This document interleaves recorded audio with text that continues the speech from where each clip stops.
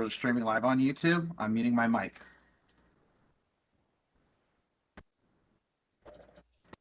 Good afternoon, everybody. Stephen Keller, proud superintendent of schools for the Redondo Beach Unified School District. Thank you for joining our reopening think tank live event. We're having you join us. There's a request we had, and we want to meet that request.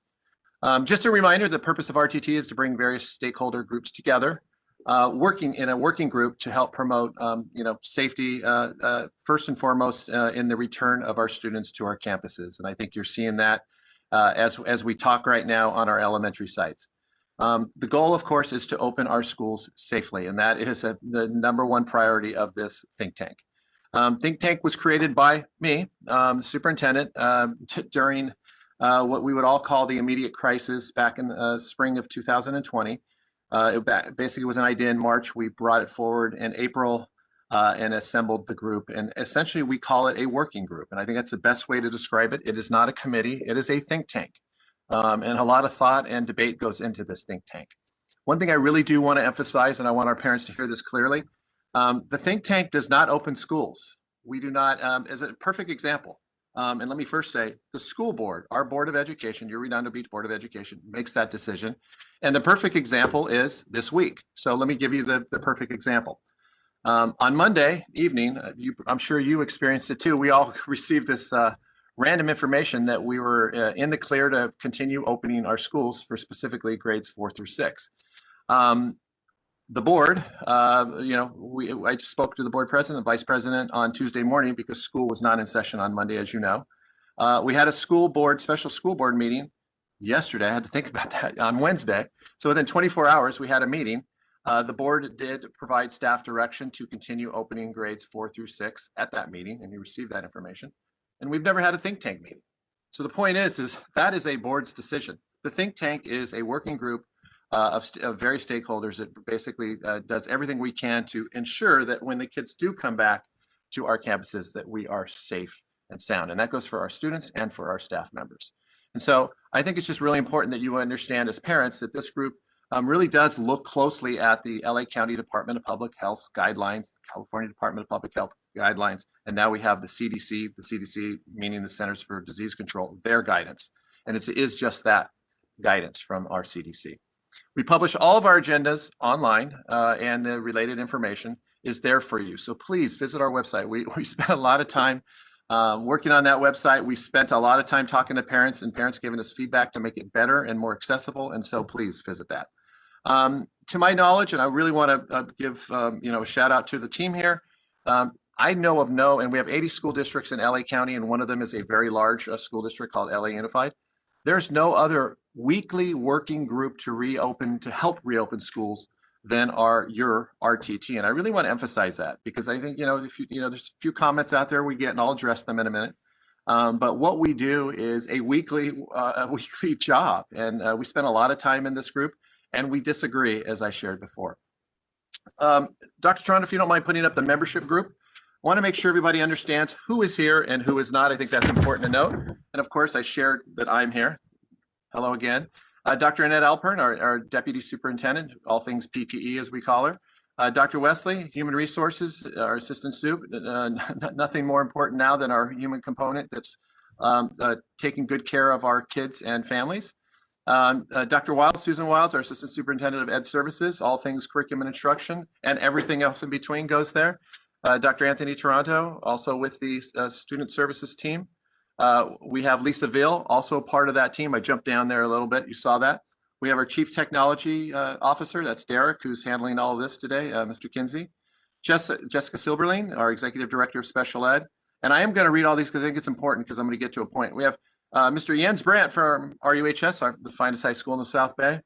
We have Dr. Heather Cash from Madison and Karen Moore from Burrell, both principals. Teresa Van Duzen, who handles our CDC, our Child Development Center. And we're just lucky to have such a program. And I know I can speak on my family's behalf. Thank you very much for all you do, CDC folks.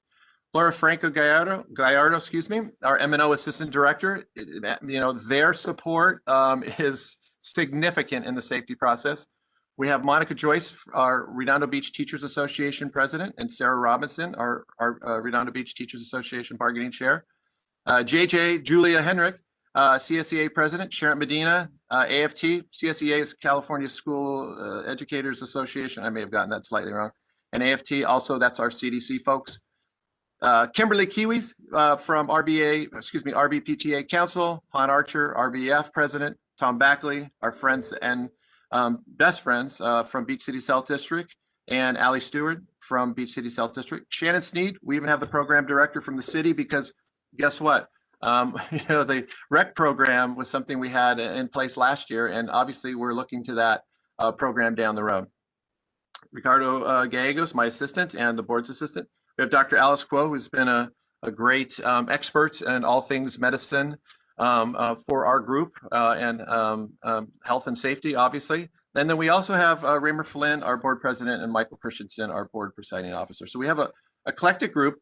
I think it comes out to be about 40 to 45% of these people, and I'm going to go right to this, are parents of children in our school district that have other titles than just, PTA president or what have you.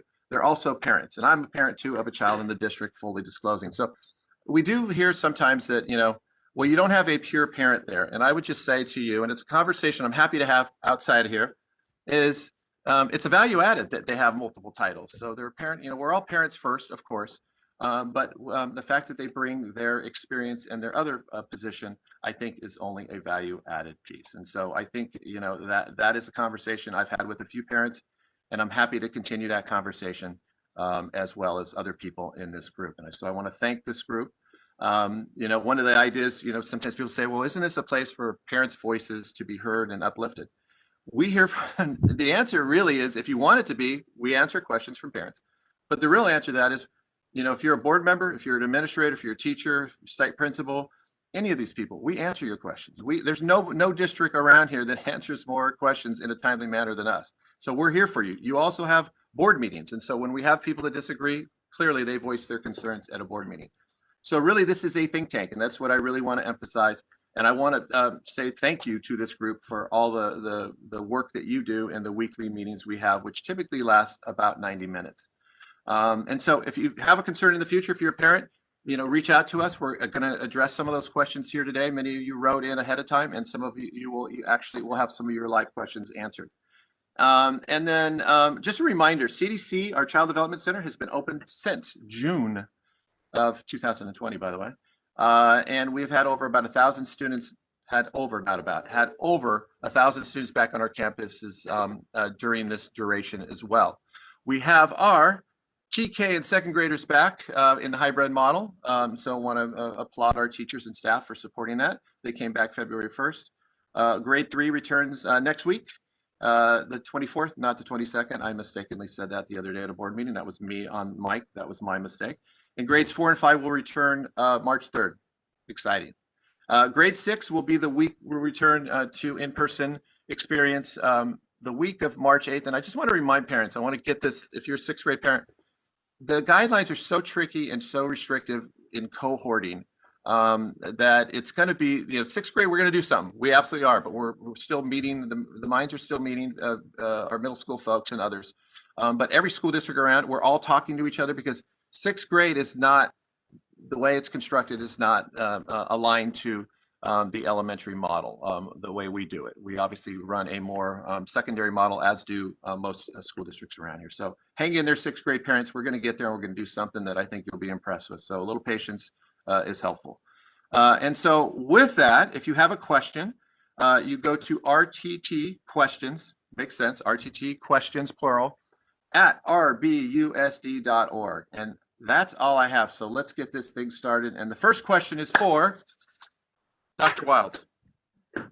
Dr. Wilds, can you explain the process for the return of 3rd through 5th and then 6th grade students? Thank you. Absolutely. Thank you, Dr. Keller, and thank you, everybody, for being here today. Before I get started, my email, swilds@rbusd.org. Shoot me an email, and I will pick up the phone and call you right back. So please, if anything I'm about to say is you have more questions, pick up the phone. Just let me know. So when we talk about the process of bringing kids back, the process seems to start with us with our ear by the news, and we are waiting for almost day at a time new updates coming from LA County. So when we talk about 3rd through 5th grade, I kind of have to step back just a little bit and remind everybody that when we first were bringing TK to 2, our TK to 2 was under a waiver, and the waiver TK to 2 was the maximum amount of grades that we could apply for that waiver to bring kids back when you're in the purple tier.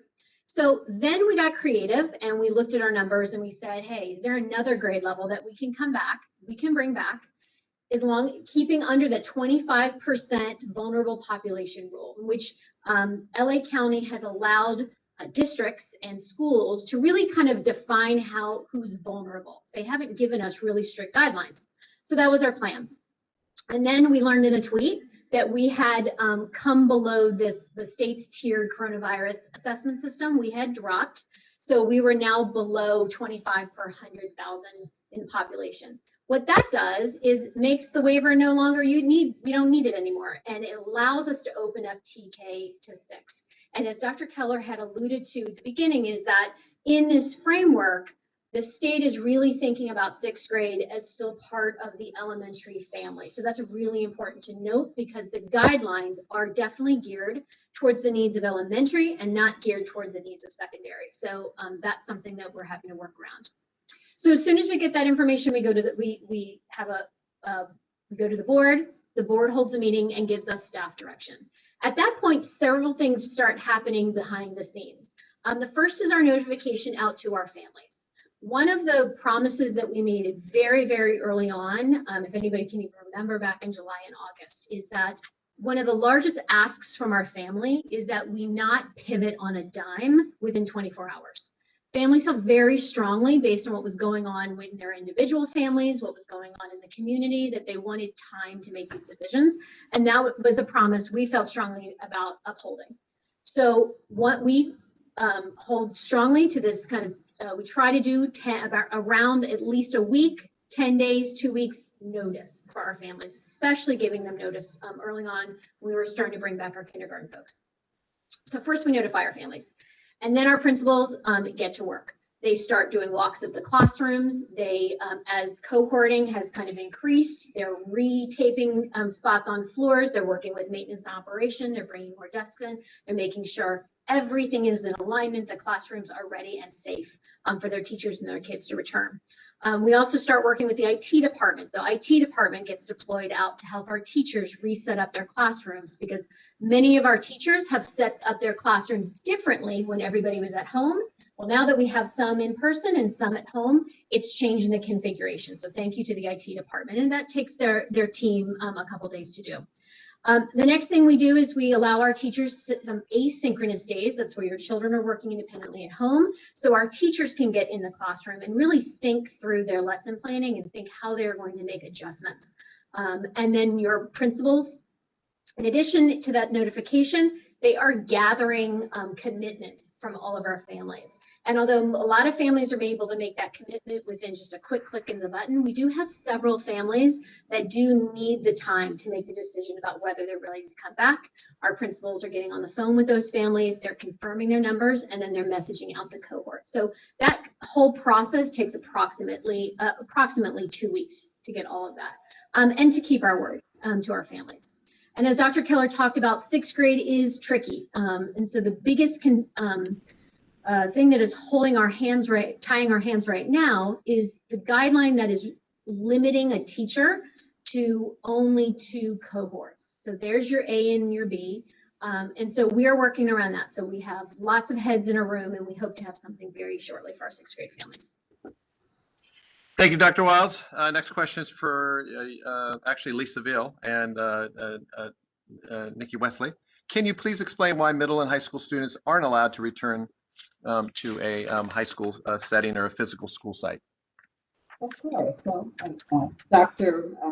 Wiles mentioned that we are currently in the process of really developing a model to return our 6th grade students to campus, but the guidelines don't allow for this or don't allow for upper grades under this.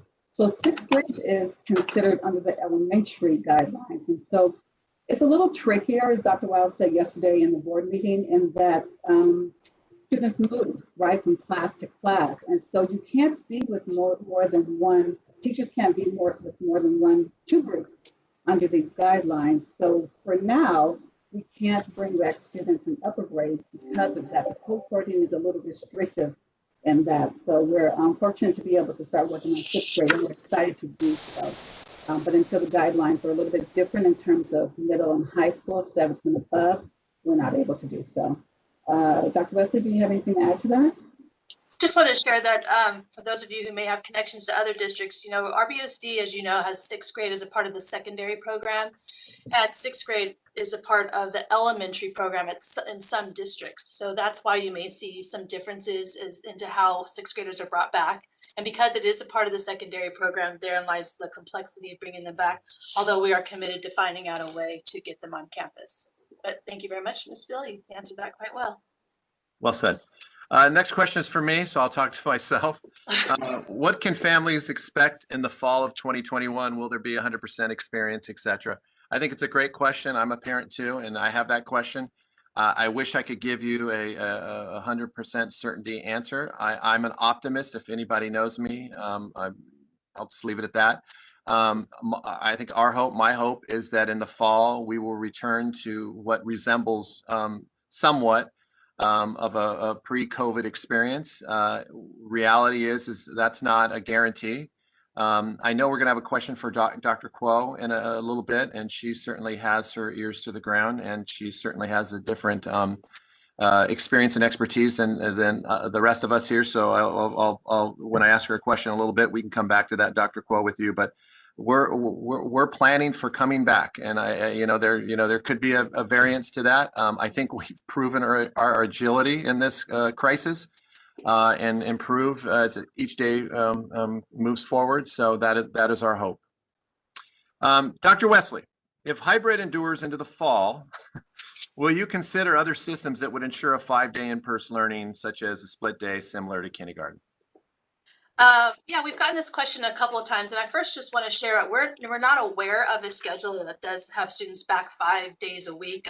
The schedules where we see where students are coming 4 days a week usually has an asynchronous day, just to kind of clarify the types of schedules. And we didn't go with that schedule. One of the primary reasons, again, is because our schedule does allow for more instructional time, and not just instructional time, but synchronous learning time as opposed to asynchronous. So to answer the question directly, we will always evaluate. If we have to go back to the hybrid in the fall, we will evaluate our current schedule. We will get feedback from all of our stakeholders. We'll reach out to other local districts who did it differently and hear from them. We will sit down with our labor partners and talk about a schedule that we believe will be most optimal for both our students and staff. So we can't ensure that it'll be 5 days, but we certainly won't just end the year assuming it's going to be the same schedule. Thank you. All right, Tom Backley, Iowa Stewart from our partners at Beach Cities Health District. As we like to say, you're our platinum partner. Can you give us an update on what Beach Cities Health District and RBUSD is doing together regarding the vaccine? Great. Thanks, Stephen. It's good to be here today. I'm Tom Backley. I'm the CEO of the Health District. I have Allie Stewart with me. Actually, update is going to be kind of as of this second as far as what's happening with vaccines. We've been working hard to bring vaccines to the South Bay for those that are eligible at this point. Educators are anticipated to be eligible March 1st, and so we've been preparing for that. Beach Cities Health District is a registered provider with the state. We've requested vaccines for the last month for those that are eligible. We've not received those from the county. And so what we've done with schools is that we've put together a consortium that will include not just the 3 school districts in the Beach Cities district, but also some of our surrounding schools and partners. And I'll have Allie talk a little bit about that consortium and some of the news that we're hearing about that. Yeah, absolutely. Thank you, Tom. And we have submitted a request for an allocation of 4,000 doses of vaccine. So the 10 public school districts that we have partnered with, stretching from Inglewood all the way down to Palos Verdes, of course, including Redondo, Hermosa, and Manhattan. That includes about 8,000 total employees. So we had requested for an allocation of 4,000 doses in each of the first 2 weeks of March. We made that formal request to Dr. Ferrer as well as Supervisor Hahn. So we will know officially by the end of next week. They don't give you a ton of advance notice what our allocation will be, but we do know they are prioritizing school districts with staff back on campus, and that's how they will be making that allocation.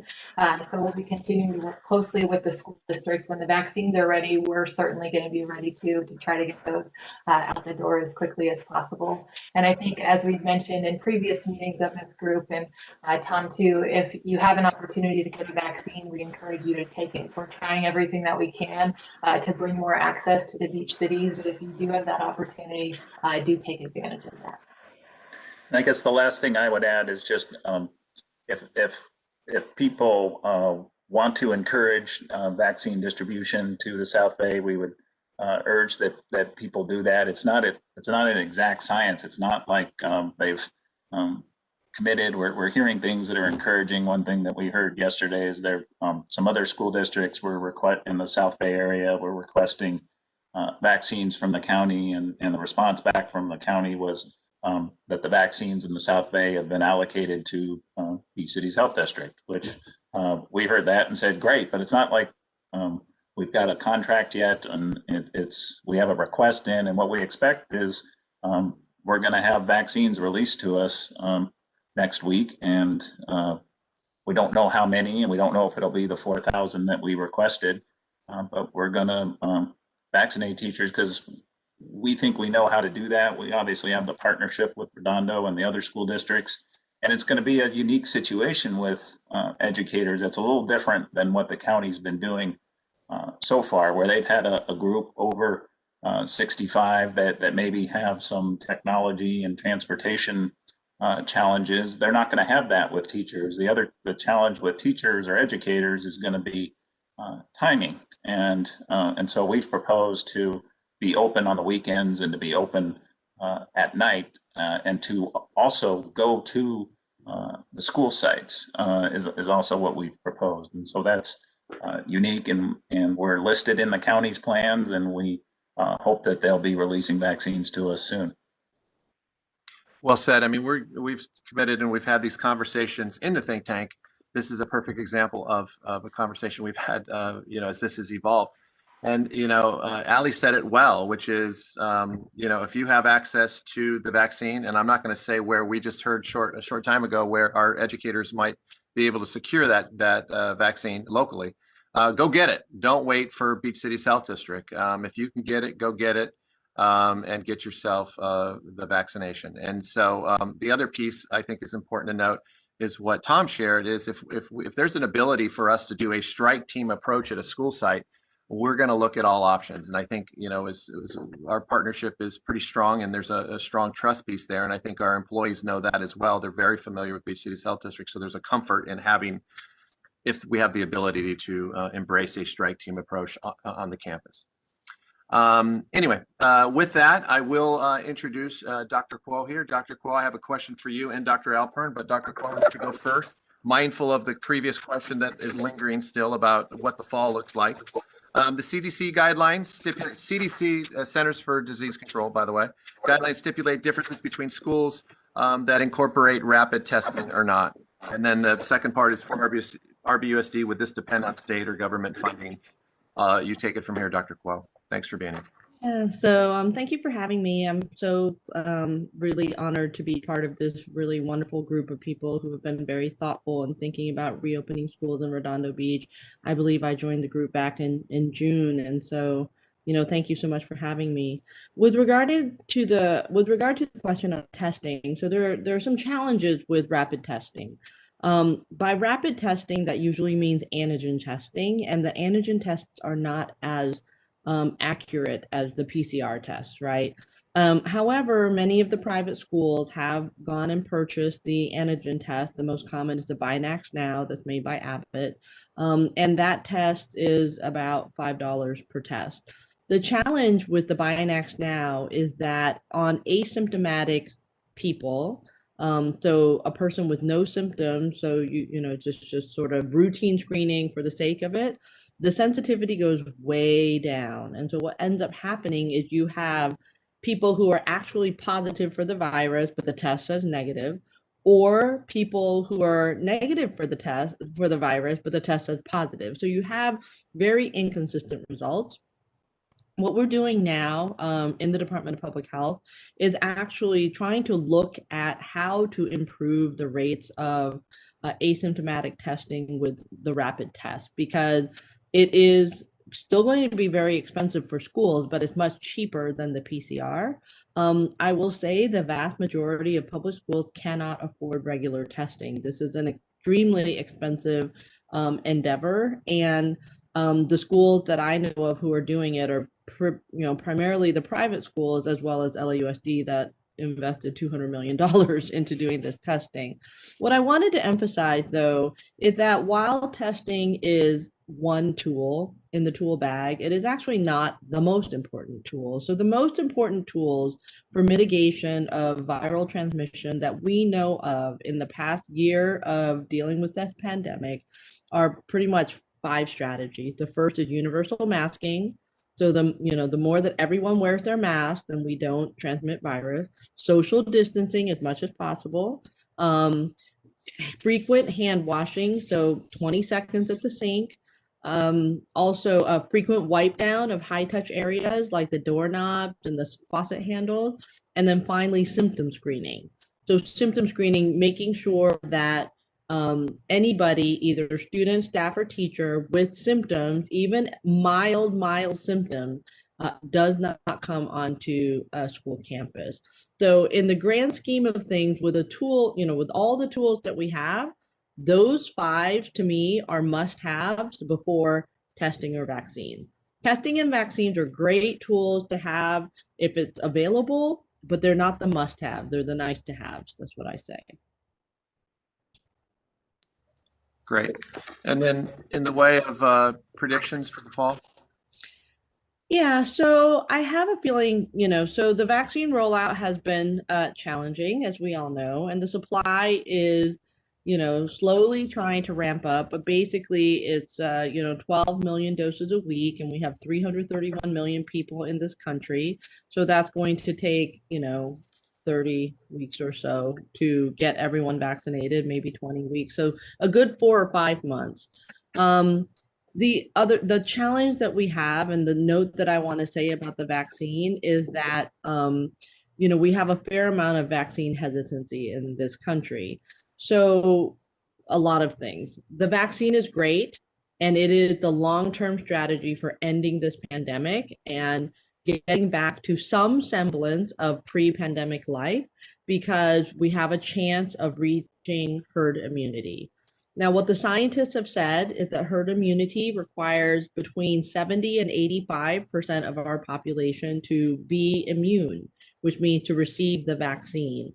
70 to 85%, depending on where you stand, seems like a lot or not that much.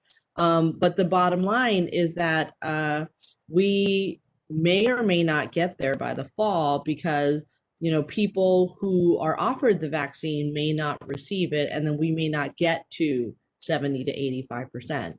If that is the case, then distance learning options will most likely need to be available for families who do not opt to send their child to class because of their own in-person learning, because of their own circumstances with a vulnerable elder in the family or so on. But I will say that once the vaccine has been offered to everyone, then, there is a strategy. And the whole point of getting to herd immunity is to protect those who cannot receive the vaccine. And that's actually namely the children. So everyone, for the most part, 99.9% of adults over the age of 18 or even 16 for the Pfizer vaccine should be able to receive the vaccine, and we could have a chance at getting to that herd immunity. I've been asked on some of the forums, like, well, what about the children? When will the vaccines be available for children? Right now, the clinical trials are ongoing for 12 to 17-year-olds, and maybe that will be available by the end of the calendar year.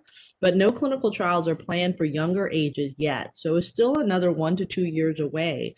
And there are children who have chronic illnesses that are vulnerable to COVID-19. It behooves the rest of us to receive the vaccine to protect those vulnerable who cannot get the Thank you. And I wanted to kind of give you a piece of information. So I'm going to call on Dr. Wesley here. We recently conducted a survey with our staff regarding the vaccine. You want to give just a little update on the survey and what we learned? Yes, I'd be happy to. So we have about 1,300 total employees. Again, not all of them are full-time. That includes even 2-hour noon supervisors, et cetera. We sent this out to all of our employees. We had, I'm looking at the live results now, 658 responses. Of those 658 responses, 59 are basically 60% of those are certificated staff. Those are our teachers, counselors, psychologists, and about 30% are classified staff, our support staff. We also have our child development teachers, 29 or 4% of the responses, and then 35 people or 5% represent our management. So we asked the question, once the vaccine is available, do you plan on getting a COVID vaccination? So again, as of right now, 83%, which is 548 employees, answered yes. 10%, which is 68 employees, answered, I am not certain at this time. And 42 employees, or 6.5%, said that, no, I do not plan on getting the vaccination. So I think right now those are the primary questions that we asked. I mean, we did ask, where are you presently working? And most of the staff are, a majority, 67%, are reporting to work every day. Yeah. What I've been told, and based on other information we received, that's a pretty high percentage. So it is. And just Dr. Keller, I just want to just real quick make an important note to go back to the question you asked Ms. Veal and I about why isn't high school included at this time. And it really comes down to the LA County Department of Public Health guidelines do not include 7th through 12th for the reopening. So I just want to make that clear in case there's some confusion. Great. Thank you. Coming back to you, Dr. Wilds, are you ready? I am ready. Will there be, and why this question, I really like this question because it's one of the questions related to RTT and parent input. And so I think this could be helpful. So will there be any upcoming parent surveys to gauge the current learning models? Yeah, that's a great actual question. So the last survey that we did was back in October, and we specifically talked about October being the date because we wanted kids and teachers to settle in to the distance learning model. And by October, we felt that there was enough routines and consistency for families to give us some fairly good feedback. As of right now, I'm looking at my calendar, we are just now coming on the 3rd week of TK-2 coming back in person. We are about to bring 3rd grade next Wednesday, 4th and 5th grade the next Wednesday. So we will then, as an RTT think tank, we will come back together and talk about it. Are we ready for the next round of feedback for us to make some decisions? What I would say, and my recommendation would be to be in this model for a little while. If you are, I have to say, going around to classrooms and watching teachers, imagine a screen like this that they're working with the headphones while they have kids in person. It can be very daunting, and it's the first time any of us have ever done this. It's hard to even coach it because we've never seen it done in all of educational history. So what we'd like to do is I would recommend that we would sit and kind of let teachers and all of our students get back in person, let the groove kind of go for a little while, and then my recommendation would be come back to this team and say, are we ready for feedback from our families? Great. Thank you, Dr. Wilds. We've had Dr. Alpern, who's going to be in Dr. Toronto's seat because we had a technical difficulty. So thank you for everybody bearing with. So I want to say Dr. Toronto because that's what it says. Dr. Alpern, you want to chime in here on a previous question? Yeah, do you want to give me the question? Sorry about that. Sure. It's regarding funding for from the state or federal government, basically for ongoing testing, if there was surveillance testing of some sort for COVID. Yes, the governor did propose some funding as an incentive for reopening. The funding that he proposed has not been approved by the state legislature, and in addition, the funding that was proposed is not sufficient to actually cover the cost of testing. So we're, obviously we're keeping an eye on being able to partner with state medical labs to be able to do surveillance testing. But the partnership that we have with Beach City Health District for COVID testing for any of our employees or students that are concerned about having COVID symptoms has really worked out actually quite nicely. Yeah, well said. Thanks for jumping around there, Dr. Alpern. Yeah, sorry about that. All right, so we're going to go to our labor partners, and I'm going to first start off. This question will be to Monica and Sarah from RBTA, Redondo Beach Teachers Association. What has your role as a union leader been in helping staff in the return to campus for in-person learning? As president of RBTA, of the Redondo Beach Teachers Association, I've worked closely with our union's leadership to help guide us through the changes that have impacted us all. The way that we do our work has changed dramatically since last March.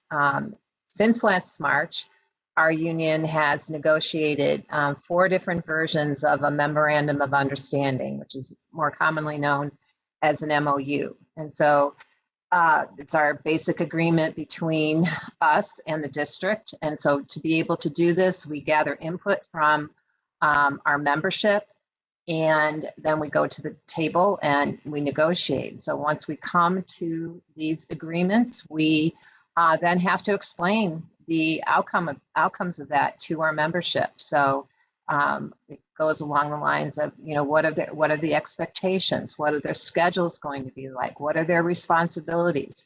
What are the safety protocols? And as we know that this is all evolved. So there's been a tremendous amount of communication on a daily basis, basically since March 13th, with our membership. As leaders, we are also in constant communication with the school district as a part of the think tank, presenting to the board. And so the big part of our job is communicating, answering questions and concerns of our membership, and just trying to be responsive because we know our work environment can change very, very quickly, and we want to make sure that our members are safe, that our students are safe, and that we can do the best job that is possible to educate our students. So that's what we've been doing since March. Great. JJ from CSEA, you want to share? Thanks. Yes, not only have we've been negotiating with our MOUs as well with the district. I was also on the committee for safety and health, and to make sure that our members had the proper PPEs in order to work with our kids hands-on. We have also made sure that if they need supplies, they can contact anybody on the e-board. We will get supplies, answer questions, do any of the negotiation they need to do in order to, if they had to stay home due to an illness or something like that. But we are in constant contact. I've walked all the different sites as well and made sure that they had what they needed. If they didn't, I would go to the proper people and get those to the site that they needed that stuff. So besides working with all these wonderful people and being able to put things in place that I would never have really thought about up until this time, I think that we've done a great job, and we've, our kids are happy. They're learning. They're excited to see their classmates.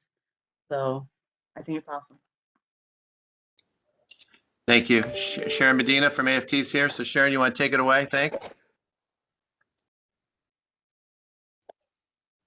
of course I have to be the one.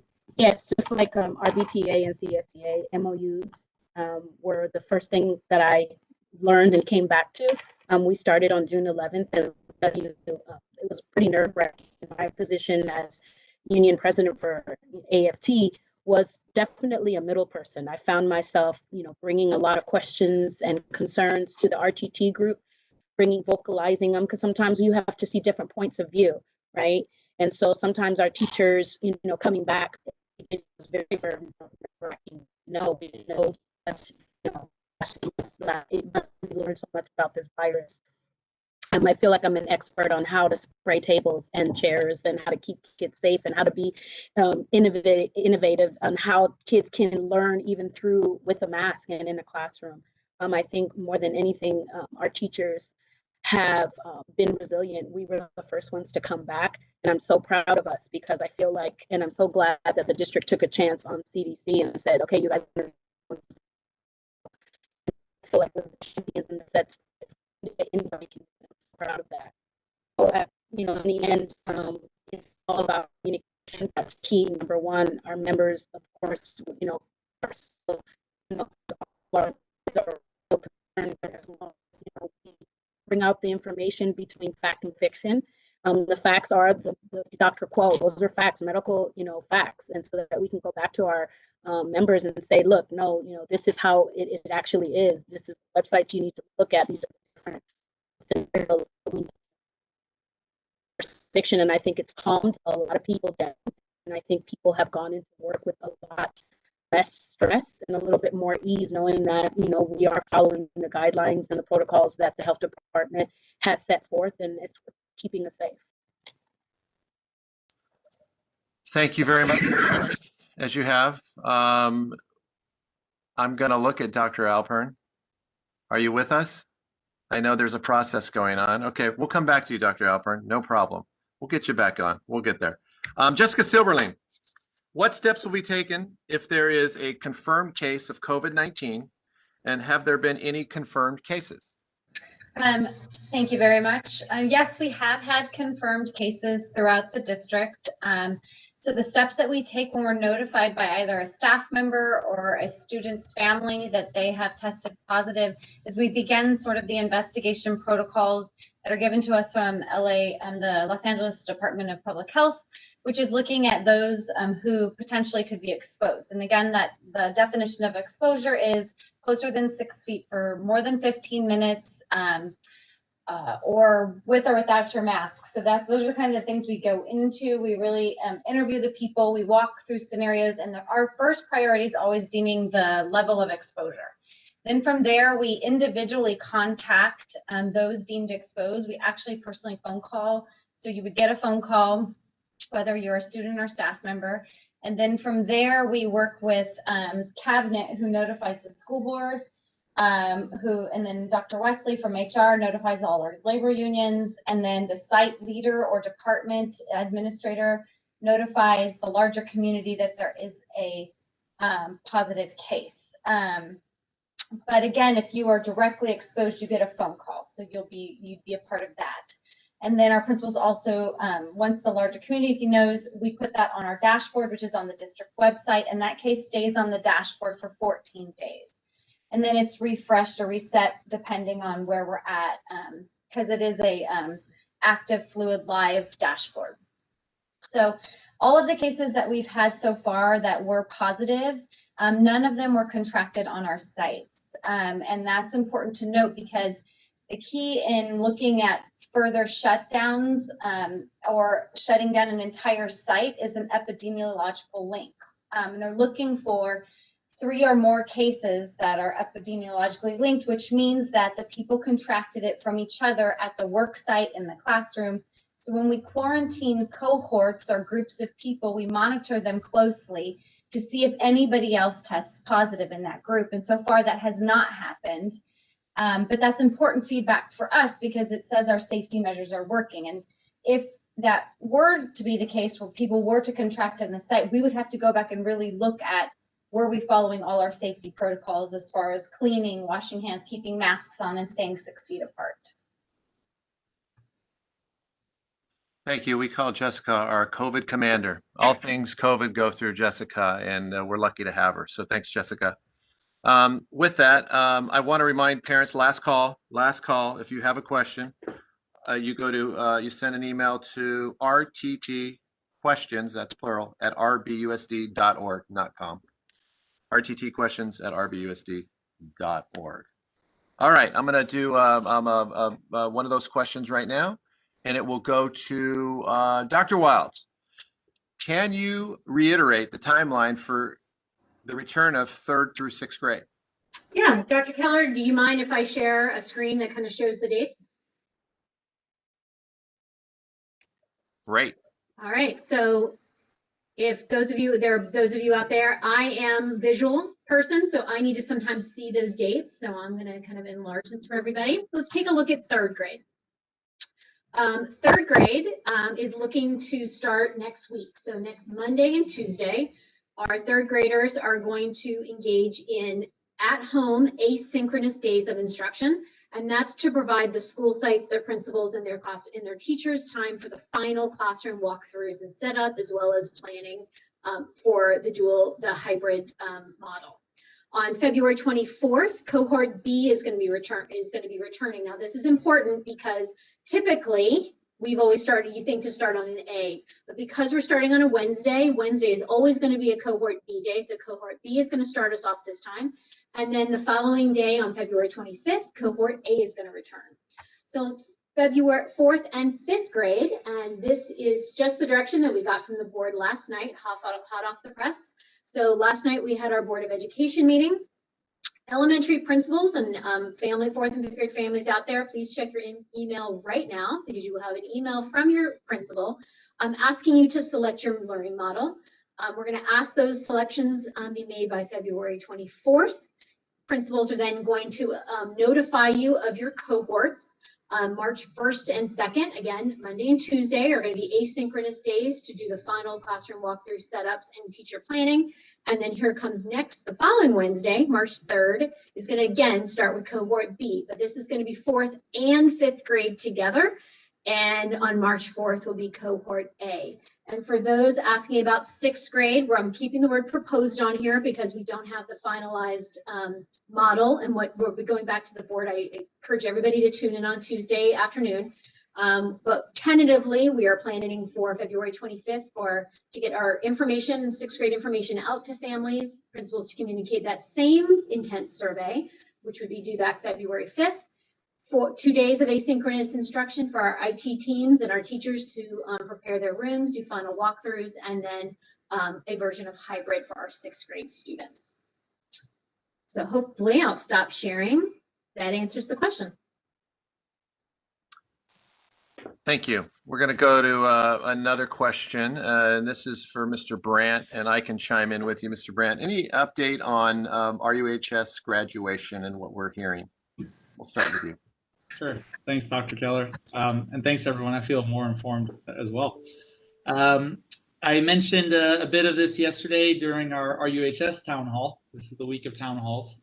And yes, feel free to chime in, Dr. Keller, afterwards. We sent out a communication about senior updates, graduation, and other events we have planning a couple weeks ago. So please be sure to check your emails, seniors and families, often. As we did for last year's seniors, for the class of 2020 last year, we had a link and a page on our website where we collected, housed all the emails and information for those seniors. We will do the same thing for the class of 2021. And we're also working very closely with Mrs. Mata, our awesome ASB advisor, with regards to spirit events for our seniors in the coming weeks and months. T-shirts, lawn signs, just ways to acknowledge and celebrate them over these coming days. And we will also, I just received a message from Ms. Mata about prom. So we have some creative ideas floating out there that our seniors will definitely appreciate. More to come on that. Stay tuned. And then we do have a graduation committee that is just awesome, made up of some amazing staff here, same team members from last year. We set the bar high last year, and we appreciate that. We heard from some people that if we don't do the exact same thing we did last year, we're going to be in trouble, which is a great problem to have. But the needle for the graduation ceremony exercise really is floating in between virtual to a hybrid to traditional. And I appreciate Dr. Keller's advocacy that is mimicking ours on the LACO, Los Angeles County of Education subcommittee for graduations that's made up of a diverse group of district superintendents from all over LA. And they are, as well as Dr. Keller, advocating, I believe, for traditional elements because we believe it's very important to get our seniors, class of 2021, back on campus in a lot of different modalities. So the goal is something similar to 19 and with some, mixture of what happened in 2020. So we'll have more information to come. Obviously, it's still in the Department of Health's hands, as well as listening to the Office of Education. And we will be in touch with everyone. Anything else, Dr. Keller? Yeah, just I think you said it well. And I would just say what we've asked, at least on the subcommittee that I'm on, that we have this information. And I think that the goal is to have, whether we're in the purple tier or, likely the red tier, if that's the case, what would the options be? And to get this receive this information prior to, late March, so we can, of course, plan appropriately. Because, graduation if you've ever been to a high school graduation, I've been to plenty. There is nothing like the RUH graduate. And I mean this sincerely. It is a spectacle. It is a first class, first rate. It would put most colleges to shame. There's a lot of work that goes into that. So that being said, we realize we're going to probably need to pivot. And so if we can have from here to there, that will be very helpful. And, Mr. Brandt and I are advocating for some piece of normalcy. We're willing to look at a longer day. We realize it's a big school, big high school, comprehensive high school. And so whatever we can do to kind of have our kids experience, something special for these seniors, we're going to be first in line to advocate. So, and the other thing I will say, one last thing, and I have to be careful how I say this. The reason also this is important is because we want some sort of semblance of consistency. So, the Joneses in neighboring communities are playing ball in the same ballpark. Because, as one district goes or one high school goes, everybody pays attention and shares their story. So we would like some sort of consistency. Yeah, well said. Thanks, Dr. Keller. And I'd just like to add as well, we will have a senior car parade as we did last year. Our staff really enjoyed that. Thank you to the board and Dr. Keller and the rest of you for being there. And a lot of other celebratory events as things open up. We're hopeful, just as with reopening, we will be ready, we'll be nimble and do what is really important for a class of 2021 that has missed out on quite a bit. We thought the class of 2020 had been through some struggles. The seniors this year more so than anyone else. So we are very empathetic to that, and we will make it a creative, celebratory, phenomenal end of the school year for them because they mean a lot to us. Yeah, thank you. Thank you. Dr. Alpern's back under a different screen. Thank you for being agile. Can you share the safety precautions RBUSD has taken to return students and staff? That's question one, and I know there's a lot there to unpackage. And then just talk about outdoor education piece to integrate that in there, because that has come up plenty. Thank you, Dr. Alpern. Okay, sure. So we have provided for those people who are listening, whose kids have already returned to school, what it looks like when you bring your child to school. But for those that do not, we have a check-in station. And the check-in station, the parents have completed the online app that, thanks to Beat City Health District and the work of Children's Hospital LA, they've developed a screening tool. So it's an app where you have completed questions in advance of your arrival. All of our employees complete that screening app before they ever enter the workplace on a daily basis. And we've been, that's been in place for, probably 6 months that we have been utilizing that screening tool. Students do have their temperature checked as they arrive. At most of the stations, they also have hand sanitizer just as they're entering the campus. at least at the elementary schools that I have been at. On every campus, we also have signage, and we have one-way striping throughout the campuses, so that we are really ensuring that students and adults will not bottleneck in any way, shape, or form. So we've sort of redesigned the ebb and flow of the walkway to and from the classrooms and to and from the playground areas.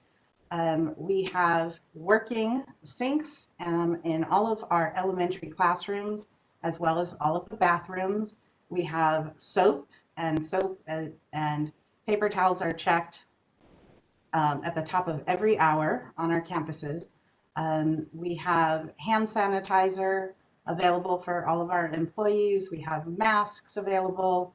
We have face shields available for our employees. We have just trying to think of like all the various PPE available. In addition, in terms of like air filtration, we did have a third party come and evaluate our air filtration systems last summer.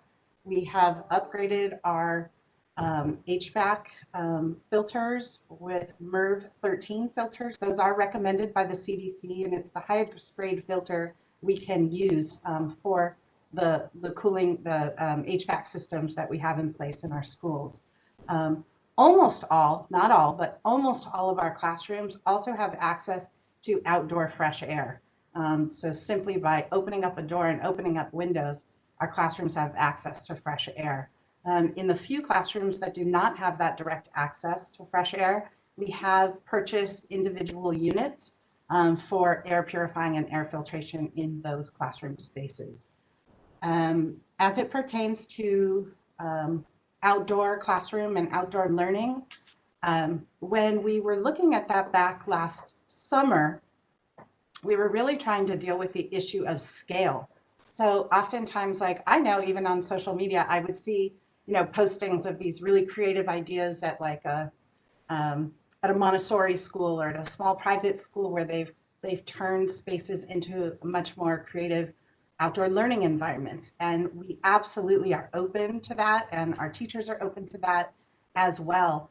But you know, we have 200 elementary teachers. So imagine 200 elementary classrooms, just the idea of trying to create scale such that, you know, students have access to outdoor classrooms. We don't have the space or the capacity to really kind of transform unilaterally. But it doesn't mean that we aren't open to looking at creative spaces on our individual campuses for different kinds of learning environments. And I know our elementary teachers in particular have been very interested as they engage in discovery and science instruction, the rest, like how they can utilize their outdoor spaces. Thank you. Let's jump around here a little. Let's go to Teresa. Teresa Van Dusen, who leads our CDC team. Teresa, is CDC still available for families? Yes, it is. At some sites, we do have some space. Luckily, the LA County updated their guidelines to increase from 12 to 14 students in a cohort. So we're able to add those 2 spaces in most of our classrooms. The one thing to note is that if you do enroll in CDC, it is a full week commitment. You have to sign up for 5 days a week. We can't do part-time because even if a student comes Tuesday, Thursday, they're still counted in the cohort Monday, Wednesday, Friday. So there is that commitment. If there's anybody that is interested in enrolling in CDC, they can just email our office at cdcenrollment@rbusd.org and we'll get back to you right away. Thank you. All right, Jessica, I'm going to go back to you and I'm going to hit you with 2 questions. One I think we knew was coming, and then a new one. We'll start with what is the protocol for if a student or staff member is identified as sick? Will parents of that classroom be notified right away? So more about the protocol, I guess, going a little deeper. Yeah, no problem. So when we, all of our principals, anytime there's an absence, staff or student, we have to follow up to determine whether or not the symptoms are related to COVID-19. And at that point, there's specific direction for that staff member that's directly from the health department. And sort of at that point, the follow-up is twofold. We talk to the person and we let them know that they have two options. They can get a negative PCR test, or they can get a PCR test, hopefully it's negative, and can return when they're 3 days symptom free. Or they can contact their doctor for an alternative diagnosis for clearance to return. So that's the same for staff or students. At that point, we don't notify other people in the cohort when people are out ill, because a lot of people are ill for a lot of reasons, and there are confidentiality items. If that person tests positive, that's when we move into the communication protocol I discussed earlier, and we would be determining who is exposed and contacting people at that point in time. I think it's important, I didn't mention this last time, but all of the guidance with our positive cases comes directly from the health department. We are in constant contact with them. We complete line lists of all of our positive cases. We are required to turn that in. And even when we get to the point where there are 3 or more cases, there's a separate number and even higher status that we work really closely hand in hand. And it's at that point that the health department would tell us, you need to shut a site down. That is a decision they make, and they give us the directive. And again, they're looking for 3 or more cases that are epidemiologically linked. So I kind of answered 2 questions there. One about what do we do with people who are sick, and then how the health department is involved along the way. Thank you, Jessica. Let's go to Dr. Wilds, back to you. Let me find this question. Where would parents find information reopening, anything reopening on the website? Share a little bit more about what's there. Yeah, absolutely. I'm actually going to pull it up for myself so I can make sure I walk everybody through all of the steps. So if you go to our homepage, which is www.rbusd.org, right on the top, we have several tabs. And several tabs have been consistent over the years, and then you'll see that we have added 2 new ones. So the 4th tab over is the 2020-21 Reopening Schools Plan. And when you click on that, there's going to be a number of kind of sub pages from all of just about every one of Dr. Keller's letters you're going to find there. You can read the history of all of his communications. You're going to see our most up-to-date reopening plan that has all of the details around safety, cleaning protocols, screening protocols that have been discussed today. You're also going to see information from the reopening think tank, this committee here. You're going to see all of the agendas. You'll see, we've connected our social and emotional learning at home, so you'll be able to click on that and get all kinds of resources and videos for parents and guardians, as well as just frequently asked questions and more detailed information about our learning models and meal service.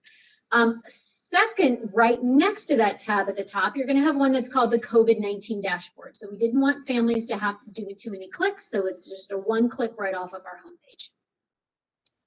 Okay, Dr. Wiles, I have one more question for you. How are cohorts going to be handled if there are more than 24 children in a class that want to come back in person? Our class, as an example, has 32 kids in it.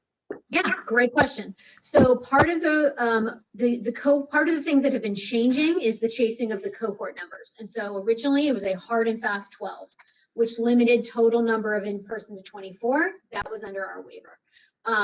At all of our school sites, when we survey our families, we want to know who wants to come back, who's moving to option 2, who's not ready to come back at this time. We were monitoring those numbers very closely. Then guidance changed again, and that strict cohorting changed to 14, so that allows for a maximum of 28 in a classroom. But we do have 4th and 5th grade. When we dropped down, and we're less than 25 per 100,000 cases, that allows TK to 6 to open. And now we're not chasing a number of a cohort, we're chasing distance. So Dr. Alpern, feel free to jump in here as well, but her team, the maintenance and operation, Laura Franco-Gallardo and her team have been going out measuring classrooms. And so in our 4th and 5th grade classrooms that do go over 24, 28 students, they have been able to, down to probably the millimeter, make sure that all of our desks are spaced 6 feet apart so that we are fully under that guideline. Thank you. Laura Franco-Gallardo, you there? This is our Assistant Director of Maintenance and Operation. And I have a question. Hey, hello. So I have a question for you. It goes like this. Could you comment on the sanitizing procedures in school when 3rd and 5th graders are brought back for in-person learning, and what cleaning agents, chemicals are used for sanitizing? So as of right now, all of our custodial staff have been trained multiple times on new cleaning procedures. We've implemented several new tools for them to be able to apply it very quickly because they don't always have the time when there will be more students returning. They will continue to do their regular daily cleaning as far as removing trash, vacuuming, sanitizing any high touch surfaces. The only changes that we have made is obviously we are doing this more frequently. So we've added an enhanced schedule to all of our custodial team so that they will be moving around the campus more often with different tools, spraying high touch surfaces on a regular basis. We also have given all of our teachers the same sanitizing chemical so that they have the ability to be able to spray surfaces down in between if a custodian isn't available. Our cleaning chemicals are all EPA approved. We've implemented a disinfectant for hard surfaces. We also have implemented a food grade sanitizer for those areas that are for younger children or food serving areas, so that just in case a kid is present or should touch it by any means, they're completely safe because it's a food grade sanitizer. Excellent, thank you. There's a quick question here, and I'm not going to touch it. I just want to acknowledge it. What is the percentage odds? And I like that. I like how it starts. That high school can return this year. Not going to touch it, but I want to acknowledge the question, and we're hopeful that our high schoolers will be coming back this year to a hybrid model. And so that's basically, a sensitive question, I know, especially for high school folks, and I think we've addressed it here already. And we're, frankly, the big chatter is how do we hustle hard to ensure our 12th graders get something, of course, as their final year. And so that'll be something we'll continue to look at with LA County Department of Public Health. So I'm not going to take the odds there. That's fraught with danger in my world. Dr. Wilds, what happens if a child feels uncomfortable in person coming back and wants to change to being online from home? Will that be allowed? Yeah, absolutely. So part of the commitment forms that are going out today to 4th and 5th grade, they went out to 3rd grade, is this level of grace that we're giving our families. And what we're saying to our families is saying, we understand absolutely, if you are not going to come back to school this year, you are not going to come in person because of whatever the reason, family member who's health sensitivity, or just general anxiety. Totally okay. We have built an entirely separate second learning model that's called our schools PLP for grades K through 8, Apex at 9 through 12. And we have dedicated teachers who oversee that program.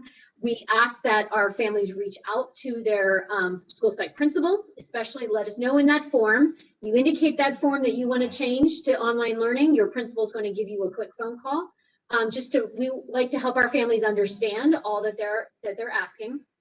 And then we are going to work to move you over into our our online program.